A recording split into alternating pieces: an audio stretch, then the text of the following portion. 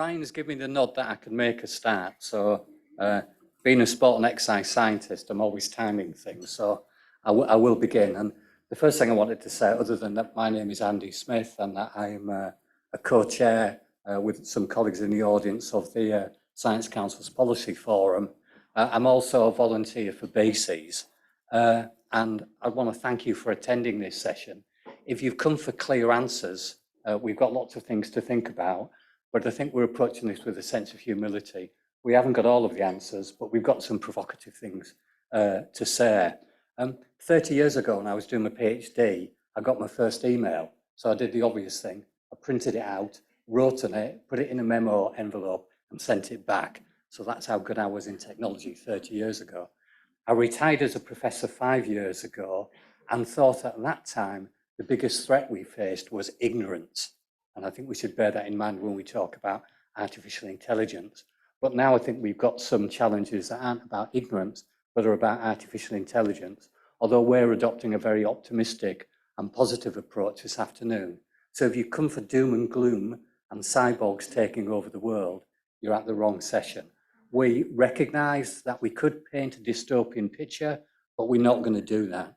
We're going to be optimistic. Very, very briefly, could I just ask you to put the first slide on? Is that okay? Yeah. Very, very briefly, I just want to say in sport and exercise science, the issues that we're facing, I think, are threefold. One, how do we assess students? By the way, that's always been an issue, even before artificial intelligence. But how do we know it's their work and it isn't AI driven? Got a huge opportunity, but also a challenge. We collect loads of data around match analysis. Why do some teams win or why do some teams lose? AI can now do vast amount of analysis on that data that we couldn't do before. And that's going to revolutionize our discipline. And also in exercise prescription, when we work on cardiac rehabilitation programs and programs to tackle obesity, increasingly we're using artificial intelligence to design the best exercise regime. So that's enough from me because I'm really scared by AI in the sense that I'm still coming to terms with it all. So I'm just going to introduce our speakers and then invite them all to come up and speak. So I'm going to put my glasses on, you'll be pleased to read so I don't get anything wrong. Their CVs are very intimidating, so I'm going to get a bit nervous at this point. So our first speaker is Joyce John. Joyce is an entrepreneur, digital transformation and innovation consultant. Previously, she was the Strategic and Transformation Director at Trinity College London. She is the ex-Director of Education at Nesta and ex-CIO of ADA, the National College for Digital Skills, and is holding a number of positions, currently holds a number of positions, including being a member of the Royal Society's Education Committee. After Joyce, Nimi Patel is going to speak. Nimi is the Head of Skills, Talent and Diversity at Tech UK and an advisory board member of Digital Futures at the Work Research Centre. Prior to joining Tech UK, she worked for both the UK and New Zealand Labour parties. And then our final speaker is Dr. Erin Young. Dr. Erin Young is a research fellow and project co-lead in the policy programme area at the Alan Turing Institute. I messed that up, my apologies. She's been a consultant for the United Nations in Paris, Kandahar WPPP in London, Thomson Reuters in New York City, and also Stanford University. Our speakers. Joyce. Good afternoon, everyone. This is the session just after lunch, so hope what I'm going to say is interesting and keeps you engaged. So how are we going to prepare for the impact of AI? You know, AI has been around for many years, but over the last few years, or few months, I should say, with ChatGPT in the news, everyone is talking about AI. And sometimes it is a doom and gloom scenario because what are we going to do when these super intelligent machines take over? And how are we going to prepare both people who are working as well as people who are going to enter the workforce to use AI and to build solutions with AI? Yes, there's a huge potential for AI to personalize learning, to reduce workload, to improve the quality of life. But at the same time, there are worries. There are worries about misinformation, algorithmic bias, and privacy. AI has the potential to impact all classes of workers, and not just the factory workers or the admin staff. So, what do you think? Will automation take your job? In fact, that was the debate for the last few decades. Now we're all talking about, will AI take your job? It's always this worry, what is going to happen when the machine takes over? But the fact is, AI is not here to take your job. Yes, there will be tasks that are automated and there will be job displacement, but new jobs will be created. Just as the world went from giant mainframe computers to modern day technology, there will be a similar transformation where AI reshapes our world. AI technologies have a huge potential, and let's make sure that we are maximizing the benefits and reducing the risks. So this is my own personal journey into AI. I started coding when I was studying in India back in the 90s. And my very first experience of AI was building neural networks to just detect a face in an image. And now advising edtech companies that are using AI to personalize learning, to reduce teacher workload. Having worked across different geographies, different sectors, from banking to education, I'm very optimistic about the role of technology and the way it can improve our lives. We often hear about the job losses, but what about the jobs that it will create? 60% of jobs today didn't exist back in 1940. AI is creating a new set of jobs and is demanding a different set of skill set. The good news is that it is going to enhance the requirement for more human skills, for creativity, for problem solving, for critical thinking. Now, according to the World Economic Forum, the latest research on future of jobs, there are these new jobs emerging within the categories of AI development, AI content creators, data curators and trainers, as well as ethics and governance specialists.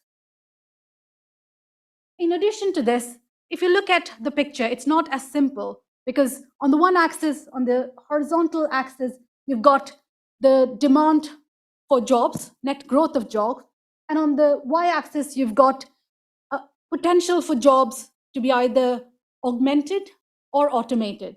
And you'll see that in the top right column or the top right box, where there's a growing demand for these jobs as well as potential for augmentation. These are skills that require mathematical skills, problem solving. And at the bottom left corner, where there's a decline in jobs and there's a high risk of automation, these are some of the jobs like bank tellers and clerks and admin staff. And in the middle, you'll see jobs that require much more of the personal touch, the collaboration, so jobs in education and care. So ultimately, AI is going to create new jobs and change existing jobs while replacing some of the jobs that are repetitive. So what are the skills needed? These skills are not new skills. They were needed in the previous century, and they're going to be needed in the century ahead. But ultimately, the key skills are around problem solving, around working with other people, around making sure that we are building resilience, flexibility, and being able to use technology and build technology. So how do we prepare young people to succeed in the labor market? LinkedIn research shows that over 80% of companies saying that graduates are not prepared for the world of work. If you look at what's happening at the GCSE level, less than 2% of people taking GCSE or studying computer science. Less than 5% of them study computing at graduate level. And there is a growing gender divide among those studying computer science. So what can we do? How do we make sure that we are embedding these digital skills and computing skills across the whole curriculum? So what does embedding digital skills and computing skills across the whole curriculum look like? Firstly, we need to fuse STEM and humanities subjects and rethink how we consider some of these subjects around promoting data literacy and emphasizing computational literacy. Secondly, it's about making sure that students are engaged in ethical and social implications, a dialogue around what does that mean, and getting them exposure towards technology and businesses. And finally, it's about preparing students to collaborate and solve real-world problems. Not just preparing them to pass exams, but preparing them to tackle some of the complex problems and challenges that the world faces. So how can we accelerate the adoption of AI for good? As AI transforms the economy at pace, a lack of relevant skills is creating a digital divide between the AI haves and the AI have-nots. We don't need to be worried about AI, but we need to leverage AI as a technology to augment human capabilities, to enhance productivity.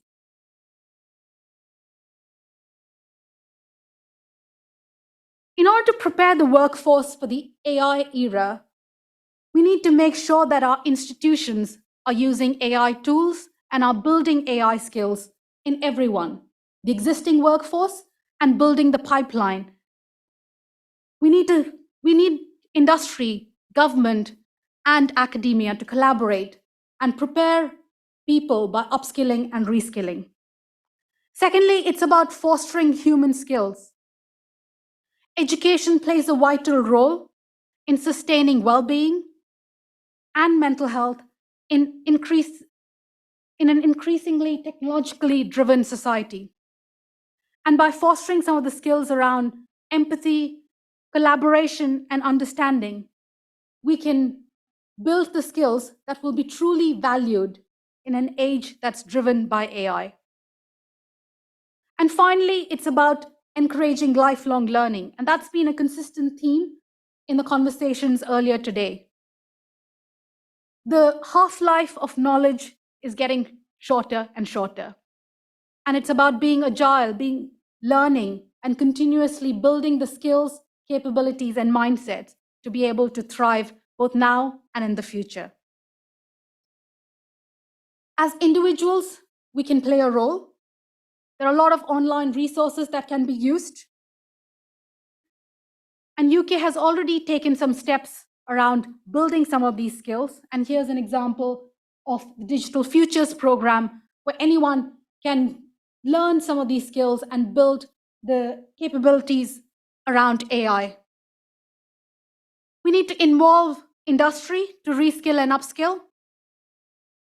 And here's an example how Microsoft is doing that in Scotland with some of the colleges around building AI and cloud skills.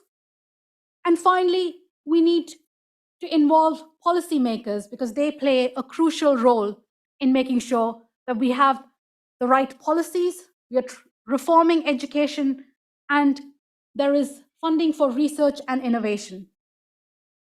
So on that note, I want to conclude by saying that we can learn from previous technological revolutions and do the things that have worked and make sure that our actions are actually shaping this world to be a much better place and to use AI for good. Thank you.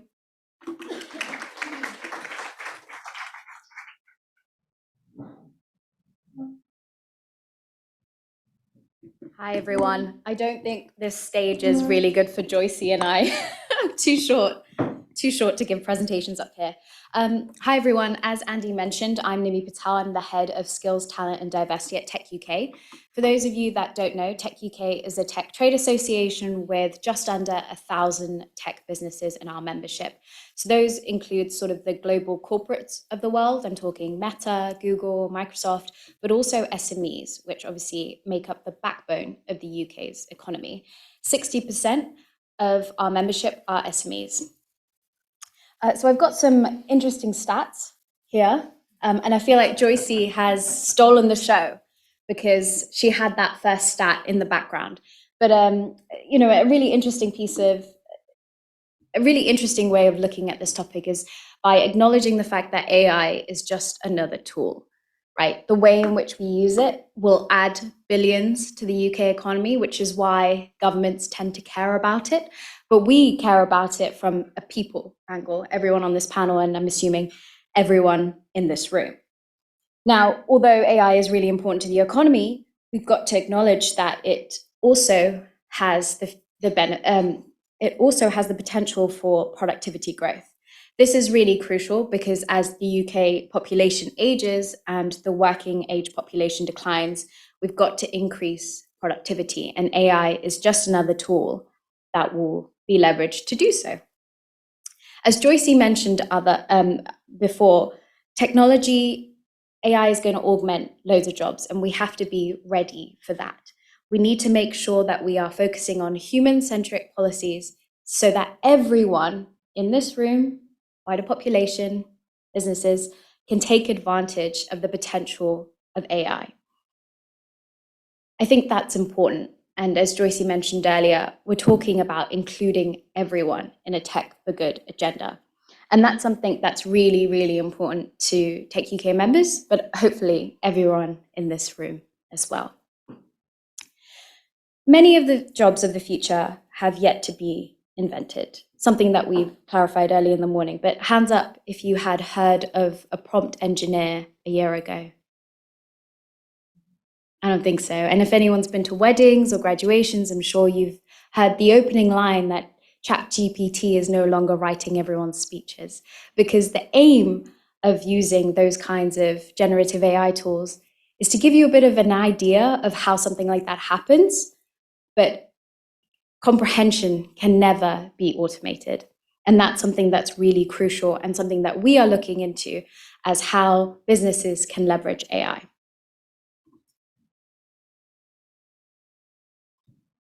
So talking about AI at work, I'm here to bring you back to reality a little bit, because in a report that we launched sort of 3 weeks ago, we found that AI tools are not being leveraged properly in UK businesses because they simply don't have the capacity, the time, or the funding to be able to implement those kinds of tools. So while we're in this room talking about how AI is going to take over our jobs, many businesses across the UK haven't even started leveraging that. I mean, most of them have only just started using CRM and cloud services. So we've got to take a step behind and make sure that we're all on a level playing field. What was interesting about some of the findings from that report was that the size of the business really affects how a company is going to leverage AI. That may seem very obvious, but it's something that is really interesting, since a quarter of UK SMEs still don't use basic digital tools such as digital accounting software or e-commerce software. How can we ask them to leverage? How can we be talking about leveraging AI if we haven't given these businesses the tools to do so? These kinds of AI and these kinds of tools will raise different questions for different companies. And it's really important, as I just mentioned, the different sizes of organizations will have an impact, but also the benefits and the challenges of AI at work. So the benefits, we've talked a lot about the productivity gains for individuals. They can gain loads more time. They can, use generative AI tools for very simple tasks, like creating a schedule, for example. They will also be challenging, right? AI can be used for recruitment services. AI can be used for accounting software to sort of generate impact reports. And we have to be very careful and not shy away from the topic of employee surveillance in sort of in workplace surveillance. I think in workplace monitoring, that's a really important topic that we need to collectively come together and have some kind of principles on what should be done around the ethical use of AI in the workplace. As Joyce mentioned, there are a number of different things that companies can do to drive up this there are a number of different things that companies can do to support the ethical use of AI tools within their workplace. And something that we've highlighted is good management practices can do so. So companies such as Microsoft and Atos have already, leveraging AI tools to identify skills gap, for example, to target training and to identify skills from experience to prioritize different kinds of training. So AI is just another tool in the bucket. How can we support people to leverage that? And as a lobby organization, we have a number of different ideas on how government should do so. Now, we're a big believer that government can't do it alone. Oftentimes, industry and academia are a number of different steps ahead. But we've got some different kinds of ideas, including clarity on AI laws. So, for example, provide clear guidance on how existing laws apply to AI at work, including data protection, equality, and health and safety legislation. Of course, the importance to train people up to leverage AI tools in the workplace, championing flexible work, anticipating labor market changes, promoting lifelong learning, and creating a collaborative regulatory environment. We've got 9 recommendations, which you can find on our website, and hopefully Ryan will email everyone the slides. But the first 5 recommendations that we have focus on the now, the kind of urgent the urgent policies that need to take place so that we can make an immediate impact to support businesses and individuals using AI at work. And the last 4 are more wider steps on things that need to be done to get the future right. What's great is that these conversations have already been started. So Tech UK is a part of it sits on the advisory board of a TUC-led consortium looking to safeguard workers' rights and ensure AI benefits all. The Alan Turing Institute sits on that, and I'm sure a number of your organizations also sit on that. It's important that we start these conversations about a future potential AI at work bill or an employment bill before government really gets its hands on it, so we can lead the direction of travel. What's also exciting is that in 2 weeks is the AI Safety Summit. So we'll be talking about all kinds of things globally. Government will be talking about loads of things to do with safety, skills, and workers' rights. Thank you.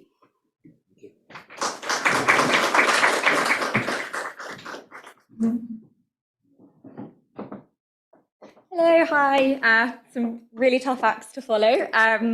So I know that you said we were being optimistic. We are being optimistic. The majority of my presentation will not seem optimistic, but I promise I'll end on an optimistic note. That's not what we agreed. That's not what So I'm from the Alan Turing Institute, the UK's National Institute for Data Science and AI. And at the Institute, I co-lead a project called Women in Data Science and AI. We sit within the Public Policy Programme, and broadly we conduct social science and data science research through which we aim to inform policy, particularly government policy, in order to increase equity in the AI and data science fields in the UK and also globally. And we see this as a bedrock to developing innovation, developing responsible AI, and kind of bringing the UK centrally in AI development as well, but thinking about globally. And if you, the QR code on the screen should link to our website, and on which we have a video which we produced a few months ago that we're quite proud of, that gives a bit more of a background of what we do. Leave that. I'm sure you can also circulate the slides as well. So, estimates suggest that between 26% and 32% of the global AI workforce are women. And in the UK, this actually drops to 22%. These high-level figures exist, but actually there's very little more granular data looking at the AI workforce, particularly around diversity and inclusion in the AI workforce. And we really wanted to, our first big project in the program was we really wanted to understand what the makeup of the AI workforce in the UK looked like. So in order to gather some more granular data, we partnered with an executive search firm specializing in AI analytics, through which we could access a fairly large career data set looking at which covered careers of men and women working in AI and data in the UK. And this also linked to their LinkedIn profiles. So the report on the screen, which we published a couple of years ago, was based on that data. And I'd be happy to also answer questions around the data set and our methodology afterwards as well. We found a lot of different things, but I drew out what I thought would be the most interesting for the sake of the skills conference. And I should actually add, before I discuss this, one of the big conversations we had around the methodology to the work was actually, what are data science skills? What are AI skills? And when we were looking at existing categorizations of jobs in the world, because they're such new careers and such new skill sets, actually they didn't exist. Like, no one has really categorized this properly. So this was part of our work, and part of our methodology was thinking about what skills are we looking to hone, what's important for an AI workforce now and in the future. One of our biggest findings was essentially that there is persistent structural inequality in the data science and AI fields. So we found that the career trajectories of men and women in the data and AI workforce was very different. So you can see here, women are essentially more likely than men to occupy a job more commonly associated with lower status, fewer skills, less pay in the AI workforce. So thinking about, for example, data preparation, data analysis, exploration, rather than the more frontier, prestigious skills that we think about, like machine learning, when we're thinking about working in the AI workforce, particularly frontier skills. And we also found, the report's on our website, so feel free to have a look. We also found big differences between attrition rates. So women are leaving the industry at much faster rates than men, between the kinds of skills reported on men's and women's LinkedIn profiles, and educational levels as well. Based on our findings, we sit within the public policy program. All the research we do, we're aiming to feed into government policy. We recommended that one big intervention is for tech companies and other STEM institutions to collect much more data, much higher quality data around the diversity and inclusion of people working in STEM and AI, because obviously we need data before we can really understand what's happening, and then action good interventions. We also recommended that stakeholders in STEM and AI fields, in particularly big tech companies and HR boards, must prioritize inclusion in their approaches to recruitment, promotion, mentoring. And this also includes a theme of the day: upskilling, reskilling, and so on. And we also recommended that STEM institutions, and particularly big tech companies, really think about the workplace cultures and these kind of pervasive stereotypes around masculinity and technical skill that we see right from the beginning of the STEM pipeline through into the workplace. I also wanted to add that, of course, we need to be thinking about the STEM pipeline. That's so crucial. We see that we have very low numbers of women and underrepresented groups within the STEM fields early in the educational pipeline. But we have to be careful that we're not constantly putting the emphasis onto these underrepresented groups to change.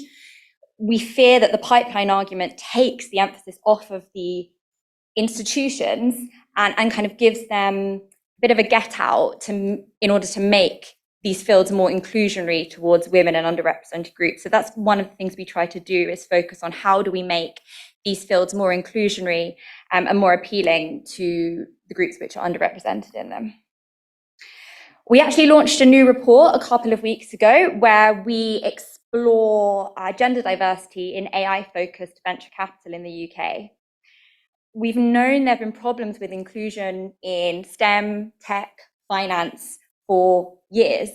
But the recent boom and in interest and investment in AI, particularly generative AI, as you both mentioned, means that there's an ever more urgent need for women and underrepresented groups to have a equal place in this broader AI ecosystem. Venture financing spurs technological innovation, determining who or what gets funded. And so we really need to be thinking about this as well when we're thinking about developing ethical AI and responsible AI that works for everyone. Some high-level findings, once again, only pulled out a couple of the most kind of concerning findings. We found that over the last decade, female-founded startups won just 2% of VC funding deals involving AI companies in the UK.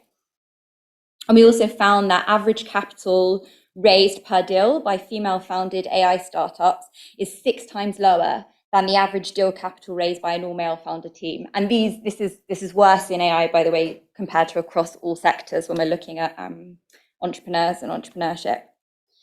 And actually, one of the things we discussed at the launch event last week, which I'd love, hopefully it comes up in the chat later, is whether AI technology such as ChatGPT and how it's being used for coding, perhaps instead of Stack Overflow now, perhaps this might even lower the barriers to entry to women founders, women AI founders, women working in AI, and so on. So I will end on... No. I will end on with just a couple of slides.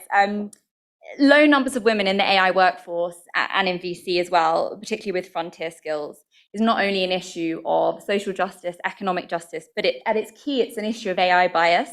So I've put some examples you might have seen in the media. We all know technology and data are not neutral. The way in which they're built aren't neutral, collected isn't neutral.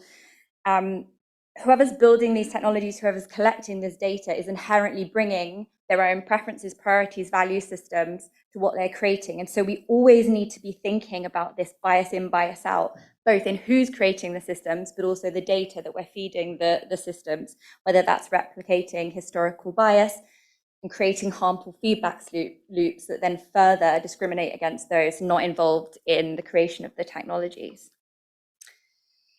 Much of the public discourse, I'm sure you've seen, is also incredibly sensationalized, catastrophic. These are also some choice publications. But, we obviously know AI, I hope we know that AI isn't this massive existential threat that the media are talking about. It's not going to immediately take over all our jobs. Actually, these headlines take away from the actual issues we really need to be thinking about when we're thinking about building ethical AI. In practice, we need to think about the real promises and the real potential harms and dangers of AI and how to tackle these. And I think that a core part of thinking about this is building AI ethics frameworks like the one on the board, but also thinking about how we can promote learning and development, which really allows opportunities for, as we've been saying repeatedly, upskilling, reskilling, particularly underrepresented groups and women, so that everyone is having a say in how we're building AI and building responsible and ethical AI. Thank you very much. I feel very nervous now because two roles. One is to attempt to sum up everything that we've heard. I think where I land there is we could, if we get this right, use AI as a fresh start to improve equality, diversity and inclusion. We could say this is a change in society. Let's step back and say, what do we want from that? We don't just want increased productivity and a better economy, although both of those things would be nice. We really want more equality, more diversity and more inclusion. Let's take that as an opportunity and not get carried away by the headlines, which scare me when I read those. So, who would like to ask the first question? Robert put a request in for the first question. So if Robert, would you like to go first while everybody else thinks, or shall I start off with mine? I'll start off with mine. Then we go to Robert, and then we're going to go to somebody else. Okay. So my first question is, and I'm playing devil's advocate, and we sort of talked about this on the phone, on Zoom and things, but it's too late, isn't it? The AI train has left the station. we're all way behind on this, and certain big organisations with lots of funding and the AIs themselves, they've set the agenda, and it's too late. There's very little we can do. We've run out of time. I think it's never too late, right? We are where we are, and our actions are going to determine what happens next. I think there are three things we can do. First of all, it's education. It starts with making sure we're building the skills, and that has to start early. We can't just focus at the PhD level. We need to start at the primary level, secondary, further education, higher education, and we need to embed these skills into everything, from learning history to geography to English. You can use AI to help make people's skills relevant for the world that we live in. The second thing is making sure that we are engaging businesses involved, because government alone can't solve this problem. So employers will play a huge role in upskilling and reskilling. And finally, I think it's about learning from best practices from around the world. One example is what Singapore has done with the Skills Future and the AI strategy. Right. I think we need to do more of that here in the UK. Okay. So learning to like. So it's not too late. That's a positive message. It's never too late. Anything you'd like to add? You're all nodding. I You're all agree. nodding. It's definitely not too late. Okay. We need a concerted effort to put more policies in practice to try and solve this together, essentially. And I love the fact that forums like this are looking to do so. We can't let big tech, as it was formerly known, set the agenda. You've got to go, I think everyone has a voice, employees, workers, as we call them, have a voice, and we've got to bring that up to senior leadership teams so that they can relay it. And I think that's really, really important to tune out all the noise as well. I can't remember who said this. It might have been Robert. It was in one of the meetings, probably wasn't. It was Ryan. In one of the meetings we had running up to this conference, somebody said, AI isn't a problem to be solved. It's an opportunity to be seized. And that really stuck with me, that there's a danger that we get learned helplessness. We look at this really big, complicated thing, and I become a rabbit in the headlights, and I don't quite know what to do. And so I learn to do nothing other than to avoid the headlines. But I think you're saying it's not too late. I'm going to come back to you later on what's our first step, but that's an optimistic message. Who'd like, Robert, you're there. I was going to say, Thank that's you. being mandated to ask questions. I was looking at the data you were presenting in the first presentation. It's interesting enough, but one thing that struck me was you were talking about things like GCSE, computer science, so on. I can't help thinking that's not anywhere near the most important thing we should worry about, because I sort of think, I've got, sort of age me, but I've got an O-level in computer studies, which I did in 1987, so you can do some calculations, but it was probably useless within about a month. So I sort of think, well, actually, the process of integration within the school curriculum is surely far more important in the sense that you just see it as a routine tool rather than something that is in a sort of entirely in a bespoke lesson. I think about my daughter's experience in school, and the IT lessons, she says they're not that great, and that's partly probably a difficulty in getting teachers to do it, probably even harder than physics. So I just offer, I guess the question on this is, do we have to worry about the wrong things in a sense, even with computer science degrees? Say, I'd like there to be a good gender balance in that just by default, but I also think, is it just something that should be an innate transferable skill now in every curriculum as new technology emerges? Yeah, I agree with you that it's not about just having a GCSE in computing, because from a government perspective, they feel that by replacing IT and having GCSE computing, they've done their part. But that's not the case. In fact, the actual impact has been negative, because back in 2010, 150,000 people were doing some digitally relevant program, and now less than 80,000 people do it. I think on a much broader topic, I don't think GCSE should even exist. There should be a much broader curriculum. I tend to agree. And people should have computing and digital skills, data literacy embedded in everything they do. The point I was trying to make there is that by having these GCSEs and these narrow subjects, we've basically got a lot of people not even studying that subject because they think computer science is not for me. And my daughter is in year 9, and she was telling me that in their computer science class, they are still learning for the last 3 sessions about binary representation. Why do kids need to spend so much time doing that? So it's so theoretical and not practical. So I think the point is we need to make education more relevant, more fun, more engaging, and we need to show people the value of technology and these skills. Yeah, I would add, I think it's also not just about learning those kind of solid, squarely technical skills, but also I think a few people have mentioned about data literacy and digital literacy and understanding, okay, but when I'm scrolling on my social media feed, I'm in an echo chamber, and getting to understand what information you're exposed to on a daily basis is being manipulated by AI systems behind the scenes and so on. So I think thinking about that from also a very early age is so important when we're thinking about AI safety. So I'm probably talking from an ageist to get an ageist sort of perspective here, but I don't fear AI. It reaffirms my fears about black box technology and not understanding what's inside it. So fewer and fewer people understand the technology and how it works. Can you comment on the danger? Are my fears valid, or is it just me being old? No, I don't think it has anything to do with age. I think it's much more about, if I use an analogy, right? Not everyone understands how a car works, but everyone thinks that it's an essential skill to learn to drive.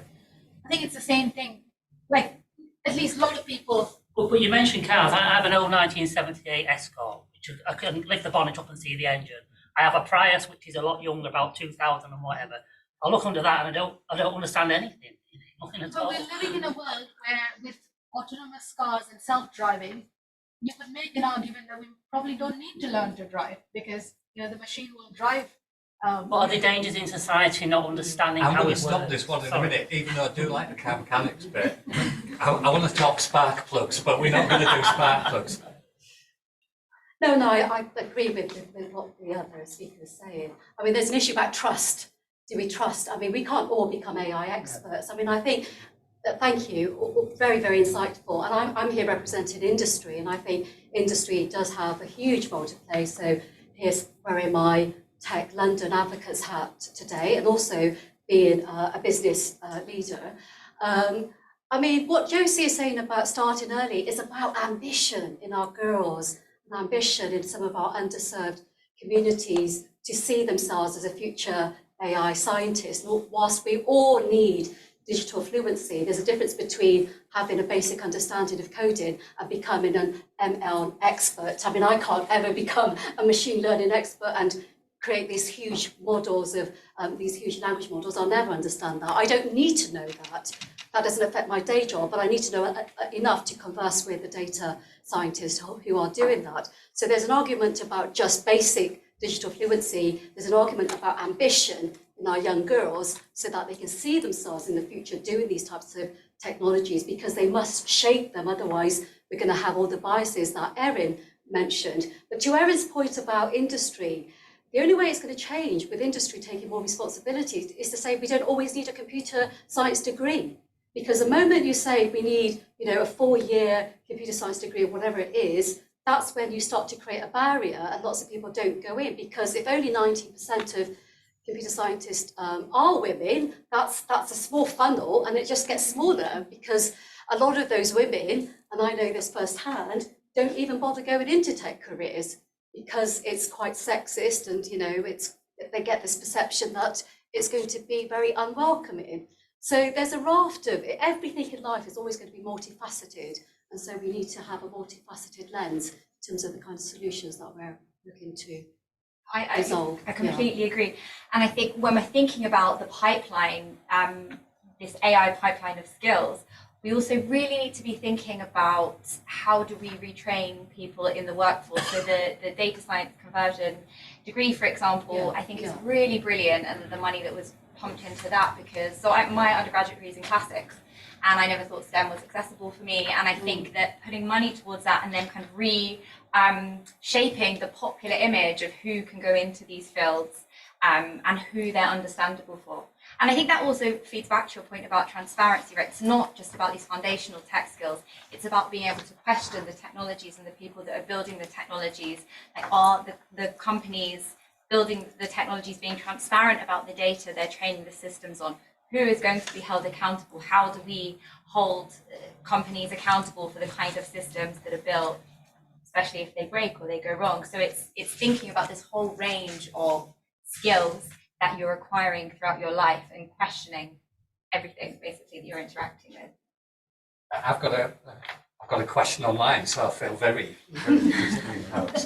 So I hope I'm reading this correctly, Kieran Doyle. Thank you for joining us. So this is a question for one of our online audience. So in this endeavour to improve perceptions of AI and the opportunities it presents for advancing human progress, what are the challenges likely to be in actually achieving this shift in attitudes in education and private sectors? As a public do remain very sceptical. So we've got a sceptical public, we're talking about the benefits. How do we get people on board and how do we get a positive shift in attitudes? Thank you, Kieran. Thank you, Lisa. There are real challenges as well, right? We spoke about some of the challenges around underrepresentation, algorithmic bias and concerns around security and privacy. Like any new technology, there'll always be risks and opportunities, and it's about awareness. It's about sharing case studies and examples of how it's actually making people's lives easier as well, right? Like everyone, let me just give you an example from education, right? We expect everyone to study the same thing at the same time and progress at the same level, but we know that there's no one size fits all. With AI, we can personalize learning. People can have different pathways. We can have access to content from around the world, from the very best researchers or teachers. So this technology can actually craft a much better, much more useful experience for a learner. In fact, if you think about people with special needs, AI can help there as well. So there are examples where AI can be extremely useful, and that only comes about by sharing examples where AI has helped, where AI is making our lives easier, where AI is helping with healthcare. Even there are some AI agents that help doctors diagnose diseases much faster or more precisely. Would you mind if I had to go answering that question? Probably badly, but it strikes me if we want to change society's attitudes, we really need a public that has a essential, not a basic, but an essential understanding of science, so that they can understand the issues and engage in an informed debate. And at the moment, I fear, and that's not a good thing, is it? But I fear a lot of our attitudes in society are shaped by media, the echo chamber that you talked about, rather than what the actual data is telling us, and actually what AI can do, rather than what we can fear it does. And so I guess one of the roles of the professional bodies and the scientific societies that many of us represent here is to make sure that we help shape a positive debate about the reality of AI and about the benefits of the AI and how we can all shape that future, rather than leaving it to a few people and we know not who they are. But that's me wittering. You've had your go. But go ahead. Yes, sorry, I don't know your name. Sean Holmes. Yeah, just I guess a quick question that kind of builds on some of the conversation I've just heard. Even before the kind of recent spark of interest in AI, we're already talking about digitally left behind. We've talked about education a lot for kind of school children and people coming up, and we've talked about upskilling in the workforce as a necessary need as well. But is there a need for like broader public education, and what might that look like? 100%.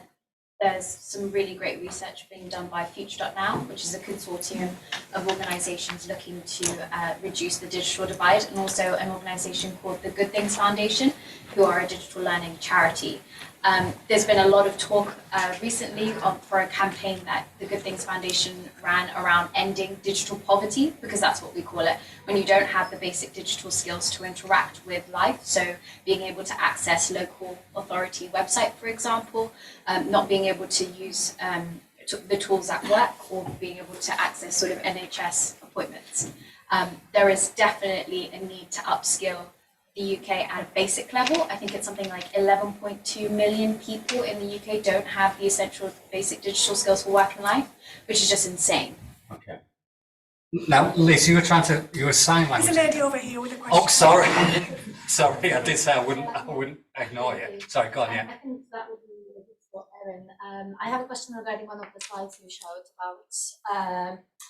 about female AI founders receive only about 2% of VC investing. I wonder whether the situation looks similar, let's say in the US and maybe across Europe and in other parts of the world, if you have any data, but also is it also because there are so very few women AI founders? And that goes back to the UK market, or what else is happening? I'll answer the latter question first, if that's right. Yes, yes, it's because there are, I mean, in part, it's because there are fewer women AI founders. However, we have to be careful, once again, not to say, well, there's fewer women AI founders, so that's the only, that's why there's so much less funding. Just like we say, well, there's fewer women studying STEM, so what can we do? There's fewer women in the workforce. We have to be very careful that this is not the only point in which we can intervene. We find that, like I spoke about, this potential feedback loop of harm, where you have fewer women and underrepresented groups working in the fields and the data is skewed. For example, one issue, it could be an issue with the data. Therefore, the output is biased. We find the same with venture capital. So often a prerequisite to working in VC is to have founded a company in the past, but then we have fewer women founders, therefore fewer women are going into venture capital itself. There's research which suggests that women are more likely to fund women. So we have fewer women working. You can see it's very systemic across both. So yes, that is one of the issues, but we also see the repeated issues we see in the STEM workforce, for example, around workplace culture, thinking, and workplace culture also including certain labour market policies that then filter down, for example, policies around paternity and maternity leave, which thankfully we're much better in the UK than in the US. But we see similar issues across all fields. In answer to your first point, yes, there is actually more research on this in the US specifically. The issues seem to be worldwide, honestly. But I will say the UK is actually not doing as great looking at the percentage of women in the AI workforce globally.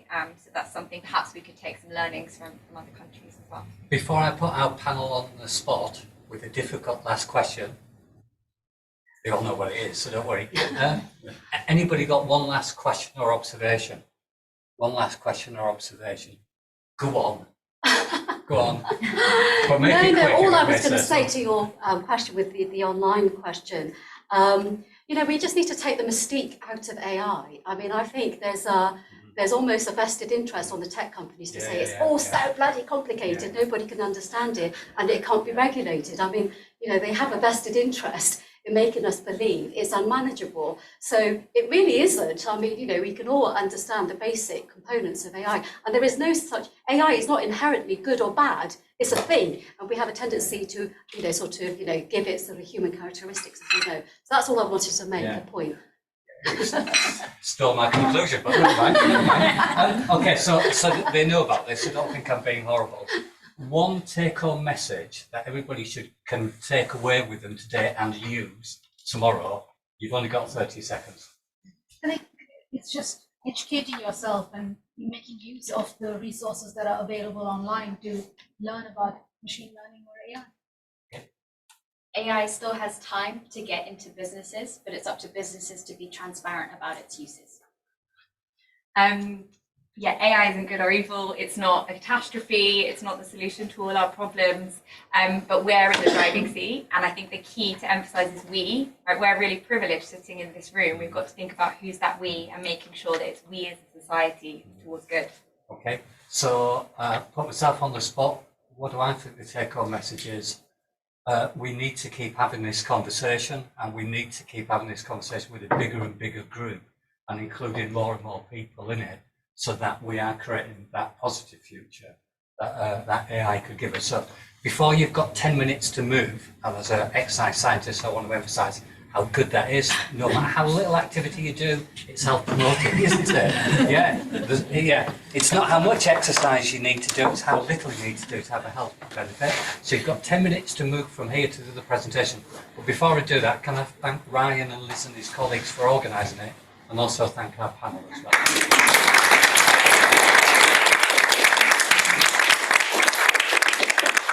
And Robert for asking the first question, which is always appreciated. That's right.